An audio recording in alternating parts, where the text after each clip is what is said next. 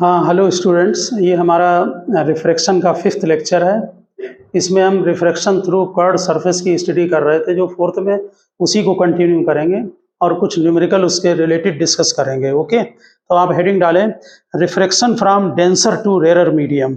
अभी तक जो हमने कल डेरिवेशन किए थे उसमें ऑब्जेक्ट रेयर मीडियम में था।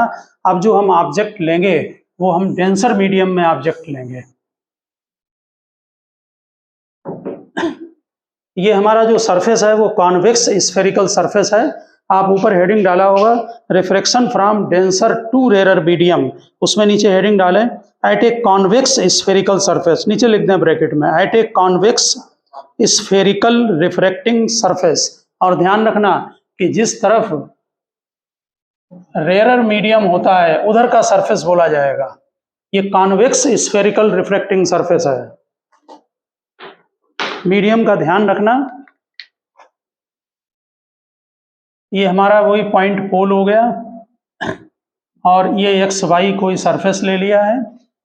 सेंटर ऑफ कर्वेचर नेचुरल है कि इसमें सेंटर ऑफ कर्वेचर लेफ्ट की तरफ होगा, ठीक है। इसमें जो आप लोग ऑब्जेक्ट बनाएंगे यहाँ पर, वो यहाँ पर कोई ऑब्जेक्ट ले लें, वो इससे ये रे जा रही है, ये मीडियम डेंसर है। ये एयर की बजाय हम यहाँ रेयर मीडियम लिख रहे हैं। इस बार सारा काम डेंस साइड में ही होगा ना, डेंस साइड में। हाँ, उधर बनेगी इमेज, यहाँ पर बना रहे हैं हम। तो यहाँ पर जो है वो रे ले जाएं और सेंटर ऑफ कर्वेचर यहाँ पर दिखा दें। ये सेंटर ऑफ कर्वेचर से परपेंडिकुलर डालें, बिल्कुल कल की तरह। ये पॉइंट यहाँ पर ले लिया, कोई ए पॉइंट ले लें, इससे यहाँ पर ये परपेंडिकुलर ड्रॉ कर दें नॉर्मल। अब क्या होगा, जब डेंसर से रेयर में जाएगी रे, डेंसर से रेयर में, तो ये अवे फ्रॉम नॉर्मल हो जाएगी, ठीक। तो इसको हम वर्चुअल ना बनाकर इसे नॉर्मल से ही ऐसे जाना चाहिए था, इसको अवे फ्रॉम नॉर्मल रखकर इमेज को यहाँ बना दिया। आई तो ये इंसिडेंट रे, ये रिफ्लेक्टेड रे, और ये हमारा नॉर्मल हो गया। एंगल बिल्कुल उसी की तरह लेंगे, ऑब्जेक्ट का एंगल अल्फा, और इमेज जो एंगल बनाएगा प्रिंसिपल एक्सिस से वो बीटा, और ये गामा, और बाद में आई और आर की सेटिंग कर लें। ये आपका इंसिडेंट रे है तो ये एंगल आई हो गया, ये रिफ्रैक्टेड रे है आपका और ये नॉर्मल जा रहा है तो ये एंगल आर हो गया। चेक करें डायग्राम में आई और आर। अब आप मुझे यहाँ बता दें कि exterior angle is equal to sum of interior कौन कौन से बन रहे हैं, देखें जरा। Gamma is equal to i plus alpha. हाँ, तो यहाँ से ये गामा है एक्सटीरियर एंगल, ये आप आई और प्लस एल्फा, आई का आप ये एंगल ले चुके हैं, यहाँ से I is equal to gamma minus alpha हो गया, ठीक। अब दूसरा आर के साथ एंगल लें आप, तो r is equal to gamma plus beta, ये बन रहा है, ठीक है। तो यहाँ से आर आपका डायरेक्ट निकल आया है। अब जरा रिफ्रैक्टिव इंडेक्स ले लिया जाए। डेंसर का रिफ्रैक्टिव इंडेक्स μ2 और इसका रिफ्रैक्टिव इंडेक्स μ1। अब स्नेल लॉ लगा दें, तो μ2 sine I equals μ1 sine R. Small angle है इसलिए साइन आई की जगह आई नोट करें, साइन आर की जगह आर लिखें। ये एंगल हम बड़े बना देते हैं, आई उसी हिसाब से ले लेना आप। आई जो है वो गामा माइनस एल्फा, μ1 आर की जगह गामा प्लस बीटा। अब अपने जो कल डेरिवेशन किए होंगे तो ये भी समझ में आ जाएगा। ये एच हाइट ले लो, ये पॉइंट एम, एपर्चर छोटा होगा तो एम और पी दोनों आपस में कंसाइड करेंगे। अब आप μ2 10 गामा की वैल्यू डालते हैं, यू भी आर लिख दें जरा, ये u इमेज डिस्टेंस v और सेंटर ऑफ कर्वेचर की डिस्टेंस r, तीनों डिस्टेंस आप नोट कर दें। और हम डायरेक्ट वैल्यू डाल रहे हैं। कल का जो पहला डेरिवेशन था उसको ठीक से प्रिपेयर करने के बाद आप इनमें डायरेक्ट वैल्यू डालकर निकाल सकते हैं। तो गामा देखें कितना होगा, गामा आपका होगा h upon minus r. Coordinate यहाँ पर चूज करेंगे, राइट को पॉजिटिव और लेफ्ट को नेगेटिव, कोऑर्डिनेट से साइन डाले जाएंगे। Alpha h upon minus u, mu 1 gamma h upon minus r plus beta, beta h upon we.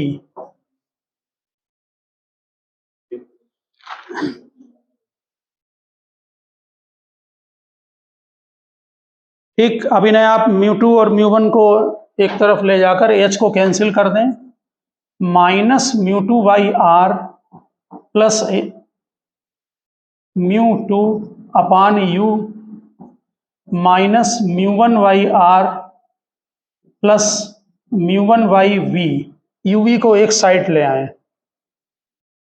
म्यू2 upon U minus mu one upon V equals mu two minus mu one by are. ये बन गया formula. यहाँ पर कल के derivation से यहाँ पर ये इंटरचेंज हो गया, म्यू1 और म्यू2 वहाँ पर इंटरचेंज है, वो म्यू2 अपान वी था वहाँ पर, यहाँ म्यू2 अपान यू आया। अगर ऑब्जेक्ट डेंसर मीडियम में होगा, उसका रिफ्रैक्टिव इंडेक्स हमने म्यू2 लिया है। यहाँ आप एक पॉइंट न्यूमेरिकल लगाते समय ध्यान रखना कि जिस मीडियम में इंसिडेंट रे होती है, वहाँ पर यू लिखने के बाद उस मीडियम का रिफ्रैक्टिव इंडेक्स डाला जाएगा। इंसिडेंट रे कौन से मीडियम में है? ये इंसिडेंट रे है, ये म्यू2 में है।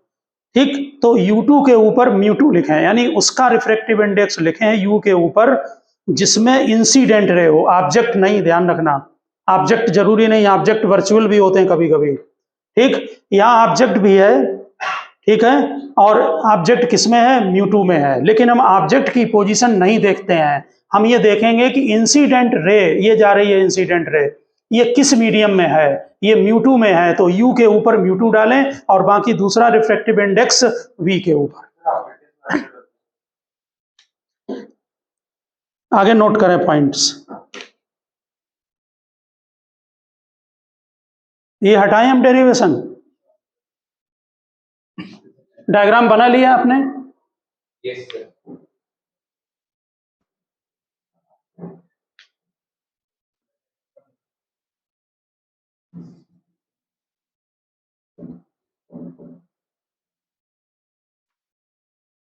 हाँ, हटाएं इसको।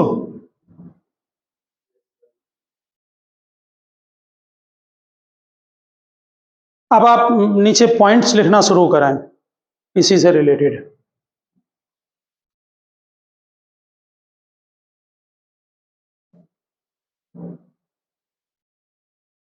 लिखिए फर्स्ट पॉइंट, लिखिए when object is placed in rarer medium. First point note करें, when object is placed in rarer medium,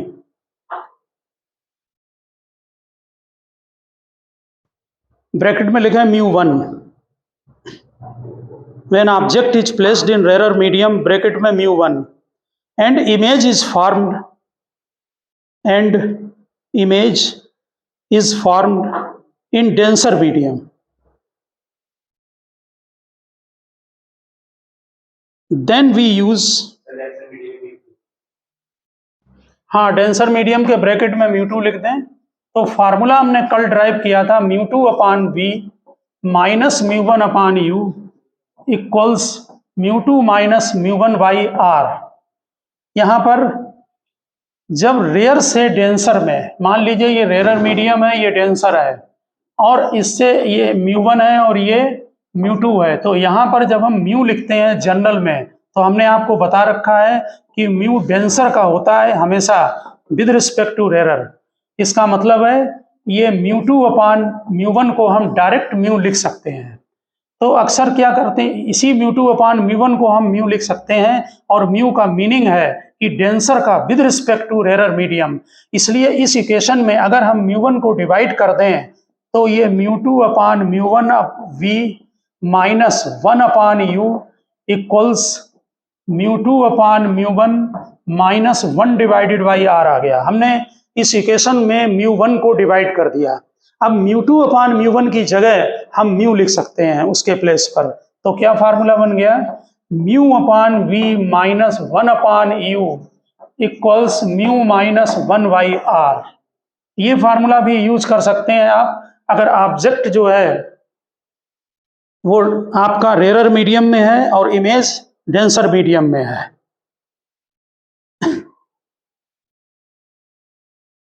ठीक, डेंसर का refractive index with respect to rare बोला जाता है।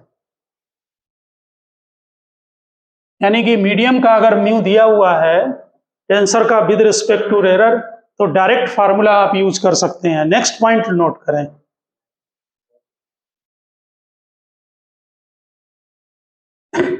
लिखिए, when object is in denser medium, when object is in denser medium and image is in rarer medium, when object is in denser medium and image is in rarer medium, then interchange mu1 and mu2, mu2 अभी भी denser का ही है, ध्यान रखना। then interchange mu2 and mu1। तो अब क्या formula बन जाएगा? अब बनेगा आपका mu1 upon v minus mu2 upon u equals mu1 minus mu2 by r। ठीक, हम इसी को आपने अभी नोट किया था कि म्यू का मीनिंग है mu2 अपान mu1। तो अगर हम इसमें mu2 से डिवाइड करते हैं तो यहाँ पर mu1 अपान mu2 आएगा। इसका मतलब हम यहाँ 1 अपान म्यू लिख सकते हैं, minus 1 upon you equals 1 upon mu minus 1 divided by are. ये फार्मूला आप यूज करें या ये यूज करें, एक ही बात है दोनों।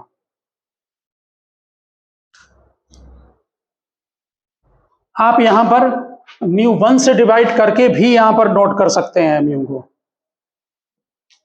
हाँ, यहाँ पर एक बात आप अच्छी तरह से ध्यान रखना, ये बात कि mu1 और mu2 जब आप डिसाइड करेंगे, अभी न्यूमेरिकल लगवाएंगे वहां भी ये क्लियर करेंगे कि जो ऑब्जेक्ट होता है उसकी डिस्टेंस u होती है, उसके ऊपर जो यहाँ रिफ्रैक्टिव इंडेक्स डाला जाएगा वो रिफ्रैक्टिव इंडेक्स इंसिडेंट रे में होना चाहिए, यानी कि जिस मीडियम में इंसिडेंट रे है उसका रिफ्रैक्टिव इंडेक्स होना चाहिए। नेक्स्ट पॉइंट नोट करें, लिखिए, द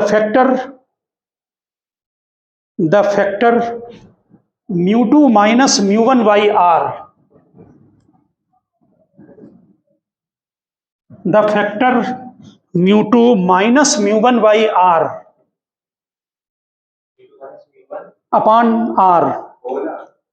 अभी हम यहां नोट करके दे रहे हैं, factor mu2 minus mu1 divided by r total is called power of the spherical refracting surface, is called power of the spherical refracting surface। यानी कि अगर पावर कहीं पर पूछी जाए किसी न्यूमेरिकल में तो सीधे mu2 minus mu1 by r को कैलकुलेट करें, power of spherical refracting surface. Next point note करें, लिखिए, फर्स्ट प्रिंसिपल फोकस, पॉइंट में ही डाल दें direct, first principle focus. First principle focus जब होता है जब इमेज बने इनफाइनाइट पर, तो जहां पर ऑब्जेक्ट रखा जाए वो डिस्टेंस फर्स्ट प्रिंसिपल फोकस कहलाती है। यानी कि u f1 हो और v इनफाइनाइट हो, u f1 हो और v इनफाइनाइट हो, यानी कि ऑब्जेक्ट जब फोकस पर तो इमेज इन्फिनिटी पर, तो उसको बोलते हैं फर्स्ट प्रिंसिपल फोकस। जब उस फार्मूले में जो अभी आपने निकाला है उसमें इसकी अगर वैल्यू डालते हैं तो ये f1 इज इक्वल टू आएगा, नोट करें, f1 इज इक्वल टू होगा minus mu1 r divided by mu2 minus mu1, या हम इसको डायरेक्ट लिख सकते हैं minus r divided by mu minus 1, एक ही बात है, क्योंकि mu2 अपान mu1 म्यू होता है।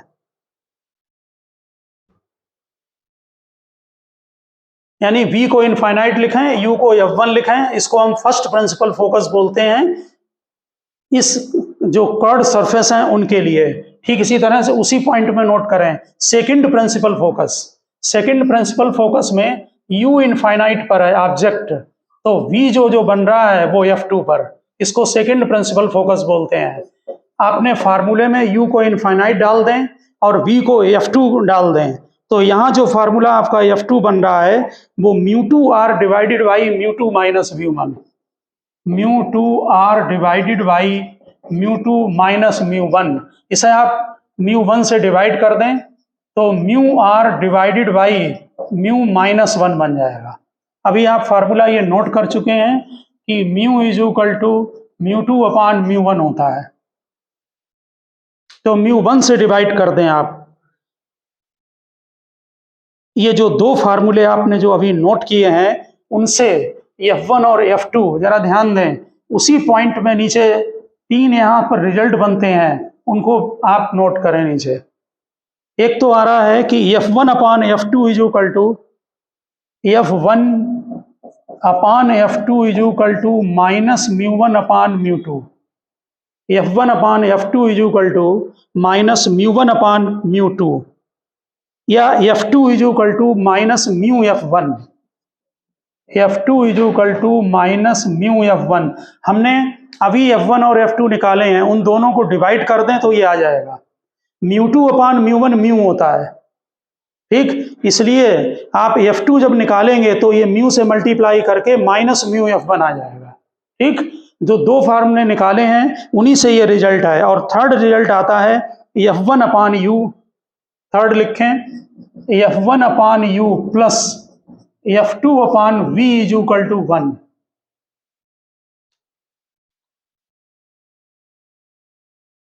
ठीक, यहां हम जो थ्योरी पढ़ रहे हैं उसमें जो ऑब्जेक्ट है वो पॉइंट ऑब्जेक्ट है। अगर कोई ऑब्जेक्ट एक्सटेंडेड होता है तो वहां अगर कभी किसी भी न्यूमेरिकल में मैग्निफिकेशन पूछें, magnification image length upon object length होती है। तो एक और नीचे पॉइंट लिखें मैग्निफिकेशन स्मॉल m से रिप्रेजेंट करते हैं। लिखिए न्यूमरेटर में image length upon object length. यहाँ जो मैग्निफिकेशन का फार्मूला आता है वो μ1v अपान μ2u है। ये जो पॉइंट्स हमने आपको नोट कराए हैं ये जनरली बोर्ड में नहीं पूछते हैं, लेकिन कॉम्पिटिटिव के लिए ये फार्मूले आप ठीक से लर्न रखें।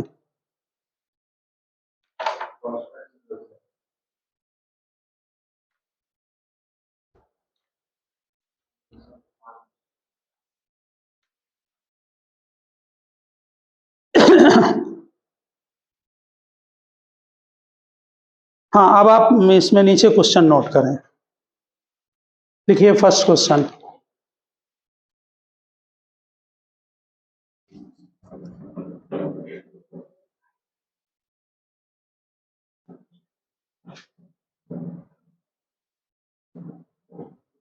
हाँ नोट करें। लिखिए an air bubble in a glass sphere, an air bubble in a glass sphere, bracket में म्यू लिखें 1.5, ब्रैकेट में ग्लास स्फीयर का म्यू है 1.5, केवल म्यू लिखें 1.5। Is situated at a distance, is situated at a distance 3 centimetre from a convex sphere of diameter 10 centimetre, from a convex sphere of diameter 10 centimetre. लिखा an air bubble in a glass sphere, bracket में mu 1.5, is situated at a distance 3 centimetre from a convex surface of diameter 10 centimetre. At what distance from the surface, at what distance from the surface will the bubble appear, will the bubble appear। देखिए जो paper wait में आपने देखा होगा कि glass के sphere होते हैं बड़े, उनमें अंदर जो है वो बबल रह जाती है एयर। इसमें जो आपका ग्लास का स्फीयर है उसका डायमीटर कितना दिया है 10 सेंटीमीटर, तो रेडियस आपकी 5 हो गई। ठीक, यहां से यहां तक 5 है। इस सरफेस से आप बबल इधर भी बना सकते हैं, इधर भी।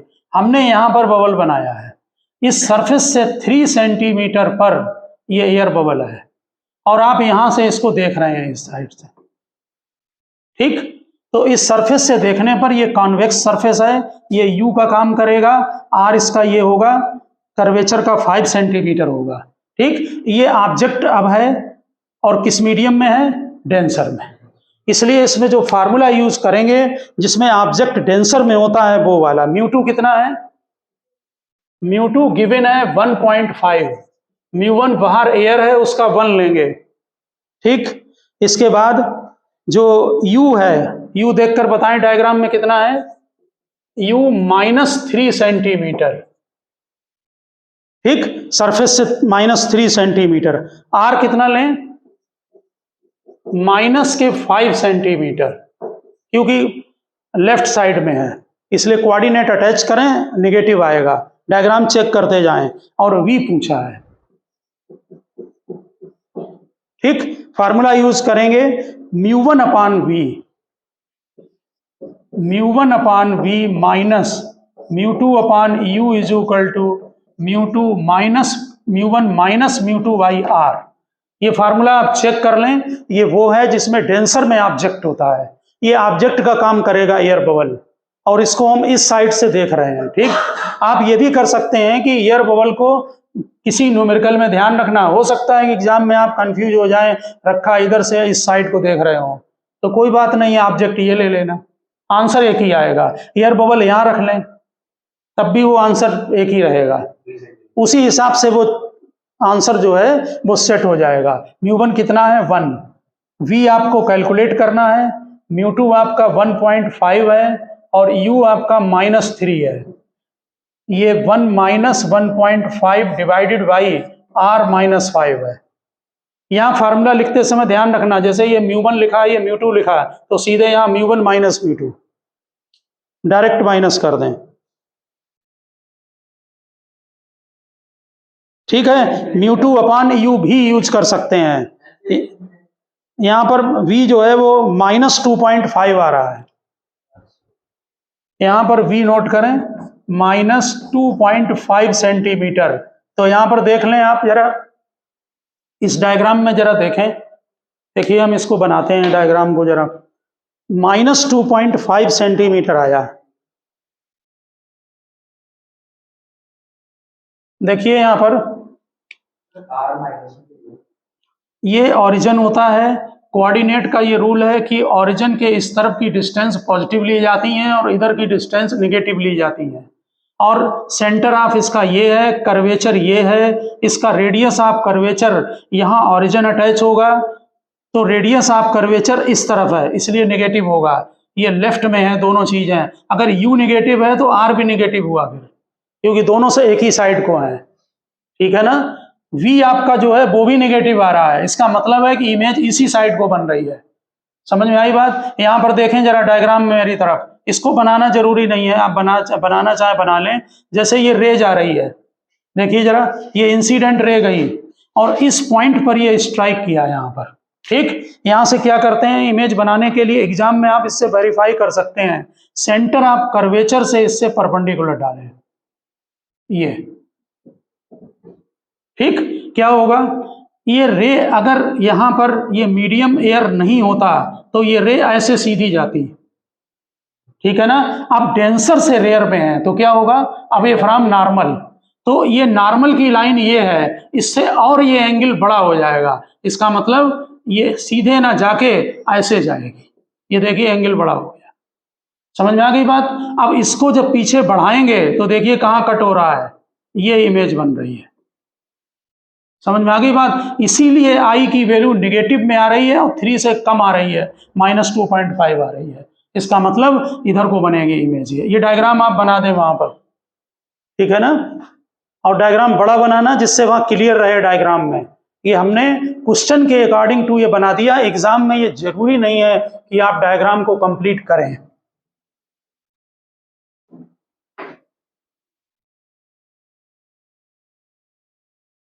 नेक्स्ट क्वेश्चन नोट करें।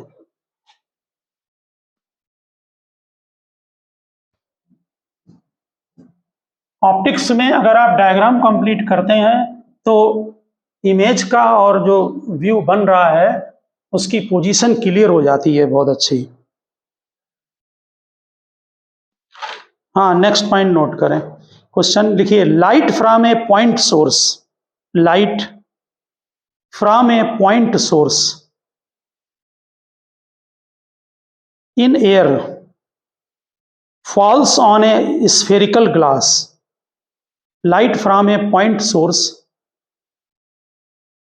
in air falls on a spherical glass surface. If mu is equal to 1.5, if mu is equal to 1.5, r is equal to 20 centimeter, mu is equal to 1.5, r is equal to 20 centimeter,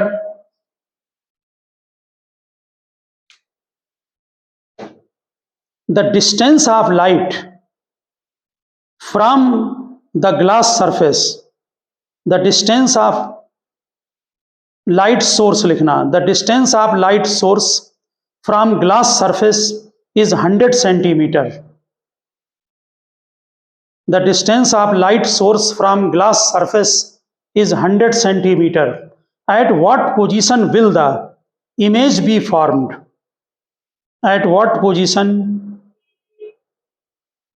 will the image be formed? तो हमारे question में ये glass surface दिया है, object की जो light का point source है वो 100 सेंटीमीटर है। यहां से क्वेश्चन में ठीक से देखें, और जो μ2 है वो 1.5 है, μ2 1 मीडियम का ग्लास के, μ1 बाहर एयर है तो 1 रहेगा। u की वैल्यू जो है वो नेचुरल है, लेफ्ट को है तो -100 सेंटीमीटर। u की वैल्यू लेफ्ट को है इसलिए -100 सेंटीमीटर। हाँ, रेडियस ऑफ कर्वेचर पॉजिटिव में होगा, r is equal to 20 centimetre, क्योंकि ऑरिजिन यहां पर अटैच होगा ओ पर और इसके इस तरफ पॉजिटिव होगा, राइट को लेफ्ट में नेगेटिव होगा, इसलिए u नेगेटिव और r पॉजिटिव। यहां ऑब्जेक्ट रेयर मीडियम में है इसलिए μ2/v minus μ1/u equals μ2 minus μ1/r। आप सिंपली म्यू वाला फार्मूला भी यूज कर सकते हैं। तो μ2 1.5 है, v का हमें कैलकुलेशन करना है, μ1 1 है, u -100, ये 1.5 माइनस 1 डिवाइडेड बाई r20। इसमें जो v आपका आ रहा है वो 100 सेंटीमीटर आ रहा है, v 100 सेंटीमीटर आ रहा है।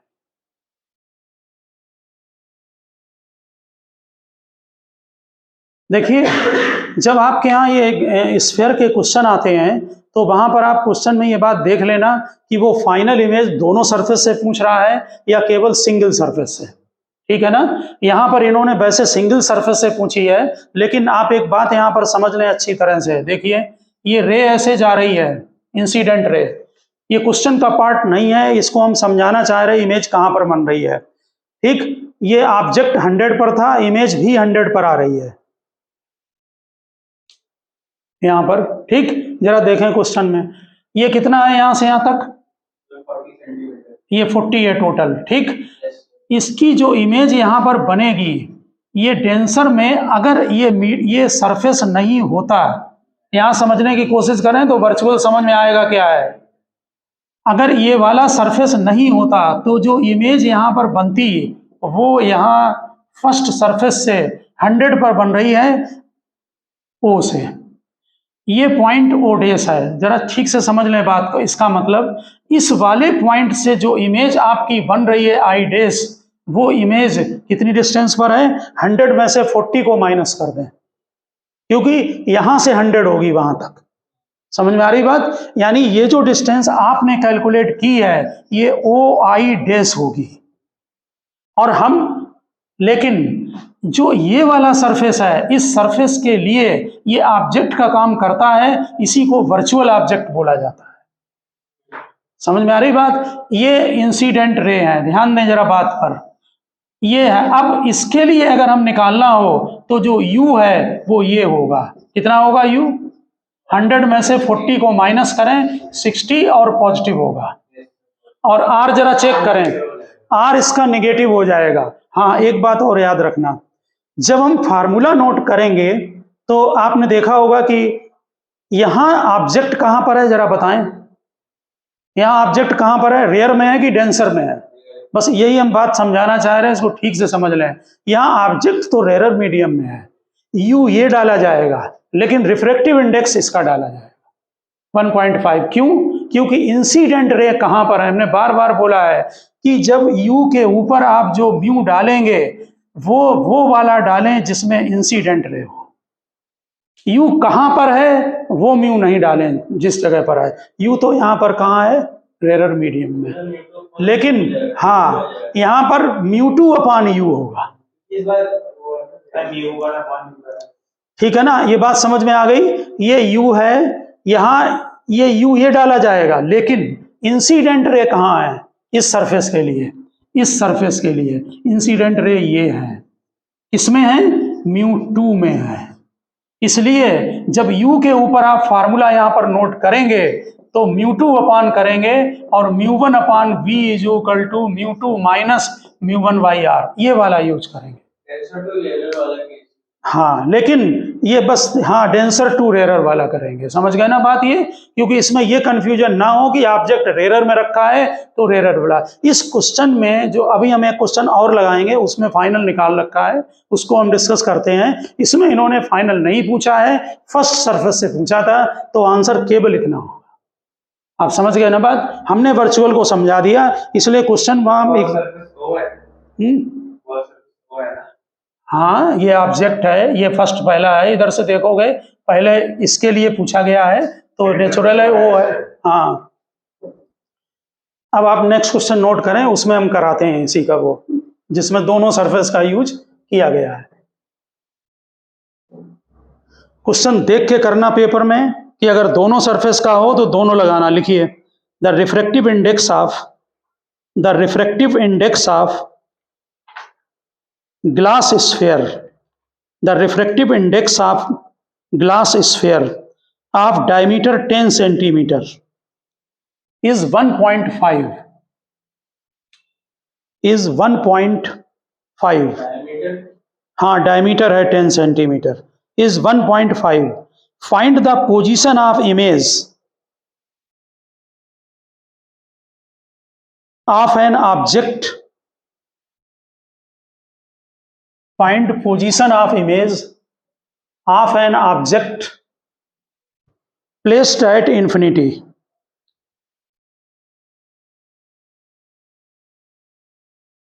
formed by the sphere। इसमें टोटल पूछा है by the sphere।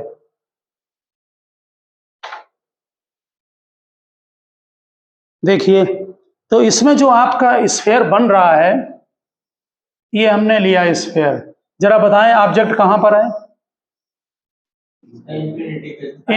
इसका मतलब रे पैरेलल आएंगे। तो पहले फर्स्ट सरफेस के लिए सॉल्व किया जाए। क्या होगा फार्मूला बोलो? μ2/v minus μ1/u equals μ2 minus μ1/r। Value put up कराएं। μ2 कितना है? 1.5, μ1 1 है, r बोलो कितना है? +5, u माइनस इन्फिनिटी। μ2 1.5, v निकालना है, ये माइनस इन्फिनिटी में 0 हो जाएगा, इक्वल्स 1.5 माइनस 1 डिवाइडेड बाई 5। तो v इज इक्वल टू, यहां पर जो v आपका आ रहा है फर्स्ट सरफेस से वो 15 centimetre.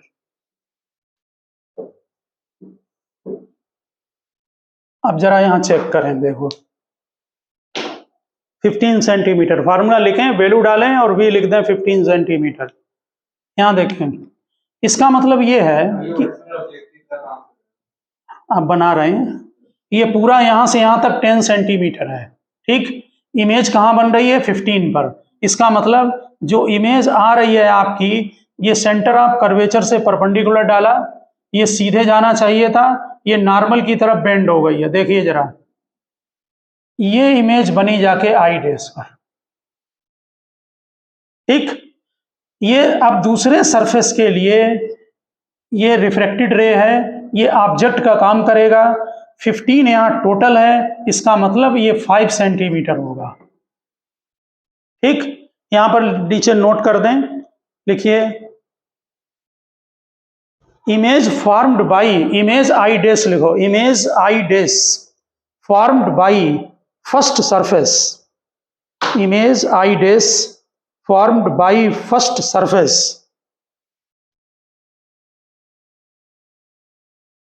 act as a virtual object, act as a virtual object for second surface, virtual object for second surface, hence for second surface u is equal to, बोलो u कितना होगा, 5 centimetre. Check कर लो, u यहां से यहां तक 5 centimetre. ठीक, और पॉजिटिव होगा क्योंकि इधर डिस्टेंस पॉजिटिव होगी। अब r बताओ सेकंड सरफेस के लिए, ये r होगा, इधर कितना होगा, -5 सेंटीमीटर। समझ गए ना। और μ1 μ2 इंटरचेंज कर दें, अभी बताया था कि u के ऊपर जो मीडियम डालेंगे वो μ2। उसके इंसिडेंटली, हाँ, तो अब क्या बन गया, μ1 upon v is equal to μ2 upon u is equal to μ1 minus μ2 by r, या 1 अपान म्यू वाला फार्मूला यूज कर लें तब भी आ जाएगा। ठीक, वैल्यू पुटअप कर दें, μ1 कितना है 1, v आपको कैलकुलेट करना है, μ2 1.5 है और u 5 है, u पॉजिटिव है, ये 1 माइनस 1.5 डिवाइडेड बाई r की वैल्यू -5, यहां से v आप फाइनल नोट कर लें, v आ रहा है 2.5, v नोट करें, हाँ पॉजिटिव में आ रहा है 2.5 सेंटीमीटर। जरा देखें, यहां पर हम डायग्राम बना के आपको क्लियर भी कर रहे हैं। यहां से जब यहां परपेंडिकुलर डालेंगे, क्योंकि परपेंडिकुलर तो नॉर्मल से ही डाला जाएगा, सेंटर से ये नॉर्मल पड़ा, यहां से ये नॉर्मल डाला था। ठीक, तो ये जो रे जा रही थी, अगर ये मीडियम एयर नहीं होता तो ये सीधी जाती, अब क्या होगा, अवे फ्रॉम नॉर्मल, तो ये और बेंड हो गई। देख लो, ये नॉर्मल है और ऐसे जाती तो नॉर्मल से और दूर चली गई, इधर बेंड हो गई, तभी ये 2.5 आया है। ये फाइनल इमेज आई है और ये 2.5 होगा। फर्स्ट सरफेस से इमेज ये बन रही है, ये इमेज दूसरे सरफेस के लिए ऑब्जेक्ट का काम करेगी, फाइनल इमेज ये बनी। आप यू और रिजल्ट देखें ना, v15 आ रहा है, यहां v2.5 आ रहा है। नेक्स्ट क्वेश्चन नोट करें, लिखिए what curvature must be given, what curvature, ये डायग्राम बना लिया है, लिखिए what curvature must be given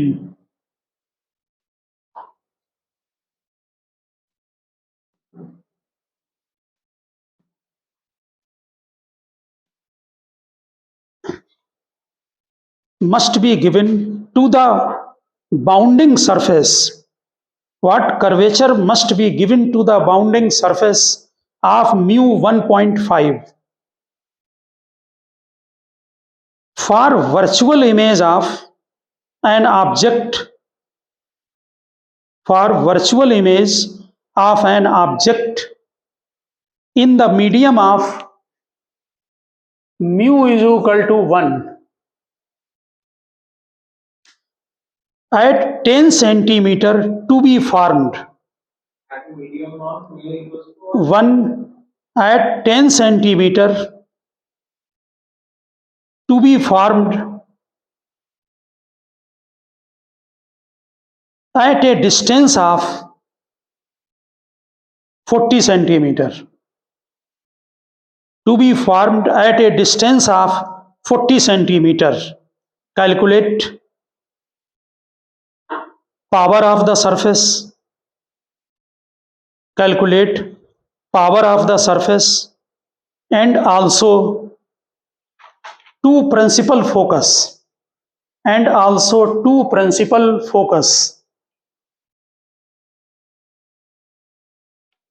हाँ, क्या क्या गिवन है जरा बताएं। μ2 गिवन है 1.5, μ1 गिवन है 1, जरा u बताएं।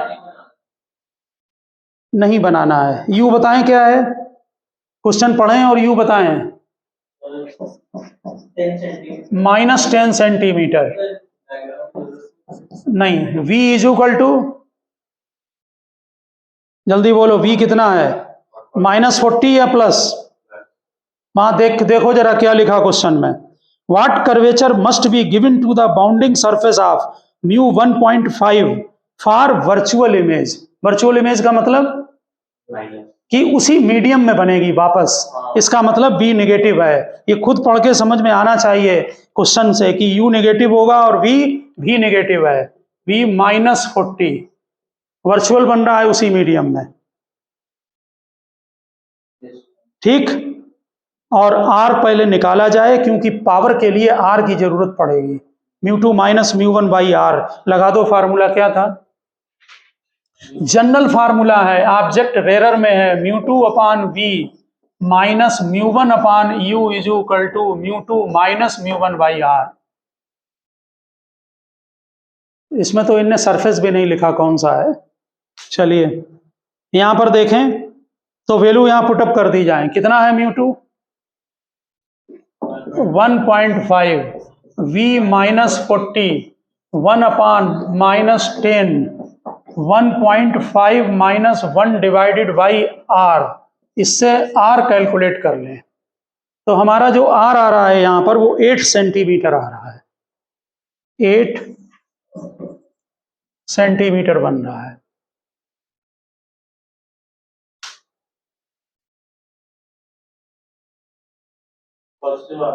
हाँ ठीक। अब पावर बताओ, मुझे ये भी देखकर बताना जरा, इसमें डायग्राम तो नहीं गिवन है, बोलो पावर का फार्मूला। μ2 - μ1/r, तो वैल्यू आपको गिवन है 1.5 - 1 डिवाइडेड बाई 8। हाँ तो ये आपका, हाँ एक बात ध्यान रखना, ये 8/100 कर लेना, इसे मीटर में चेंज करें। आगे चल के बताएंगे लेंस में कि जब ये मीटर में होता है तो पावर की यूनिट डायोप्टर होती है, तो इसलिए ये हमेशा मीटर में चेंज किया जाएगा। 6.25 डायोप्टर, डी लिखें कैपिटल, ठीक। यहां से नोट कर लो, दिया है μ2 - μ1/r। दूसरा f1 और f2 कैलकुलेट करें।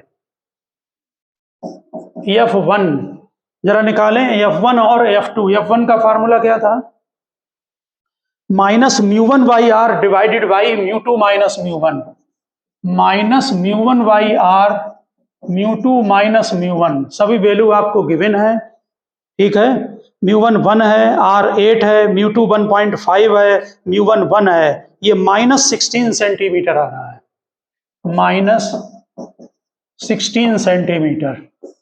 f2 μ2r divided by μ2 - μ1, f2 μ2r divided by μ2 - μ1, ये 24 सेंटीमीटर, ठीक। तो जनरली ये जो है वो बोर्ड में फोकस और पावर नहीं पूछते हैं, लेकिन फिर भी आप जो है वो पावर का थोड़ा सा ध्यान रखना है इस चीज को जो है। वैसे ये सरफेस जो है जरा यहाँ देखकर बताएं, ये ध्यान दें जरा, u जो है वो नेगेटिव है तो ऑब्जेक्ट लेफ्ट को रखा है, ठीक, और v जो है वो -40 है तो इमेज उसी साइड में वर्चुअल किसमें बनती थी जरा देखकर बताएं, कॉन्वेक्स में बनती थी। जरा कॉनकेव में जरा देख के बताना क्या बन रहा है, कौन सी इमेज बनाई थी तुमने। हाँ इसका मतलब है कॉन्वेक्स में रियल और वर्चुअल दोनों हैं और कॉनकेव में वर्चुअल है, तो वर्चुअल तो दोनों में हो गई। देख लो ना डायग्राम, फिर बताओ ना देखकर, कल डेरिवेशन किया है उसमें देख लो ना।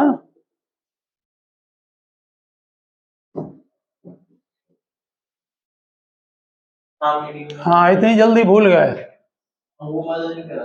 ये होता है कॉन्वेक्स सरफेस, यहाँ पर समझ रहे ना बात को। तो यहाँ पर u जो है वो -10 है, इसका मतलब u यहाँ पर ऑब्जेक्ट रखा हुआ कहीं पर इस जगह पर, ठीक है ना, ये रखा हुआ है। सेंटर ऑफ कर्वेचर यहाँ पर होगा। r इसका कितना आ रहा था, इस न्यूमेरिकल में r कितना आ रहा है, 8 सेंटीमीटर। तो r पॉजिटिव है, यहाँ देख लो, ये 8 सेंटीमीटर पर, ये 8 सेंटीमीटर आ रहा है, ठीक। ये ऑब्जेक्ट है, ये इंसिडेंट रे ले जाओ, सेंटर ऑफ कर्वेचर से परपेंडिकुलर डालो। अब ये रे को सीधे जाना था, रेयर से डेंसर में गई तो ये क्या हुआ, टूवर्ड्स नॉर्मल बेंड हो गई। देख लीजिए, ये टूवर्ड्स नॉर्मल बेंड हो गई। इसको पीछे बढ़ाओ, ये इमेज बनी जाके। इसका मतलब हमारे न्यूमेरिकल में ये 10 है, ये 40 है, समझ गए ना। और रेडियस ऑफ कर्वेचर 8 है, μ2 ये है। हमने डायग्राम जो बनाए हैं उनका पर्पज है ऑप्टिक्स में थोड़ा व्यू क्लियर हो जाता है। ये μ1 1 है, ठीक है ना। तो ओके स्टूडेंट, हमने आपको एक बबल वाला क्वेश्चन भी करा दिया और ये जो अलग अलग टाइप के क्वेश्चन करा दिए हैं एक्सरसाइज में, इनसे अलग क्वेश्चन नहीं है। अगर आप लगाएंगे तो न्यूमेरिकल लगेंगे। नेक्स्ट लेक्चर में हम लाइन से स्टार्ट करेंगे। ओके।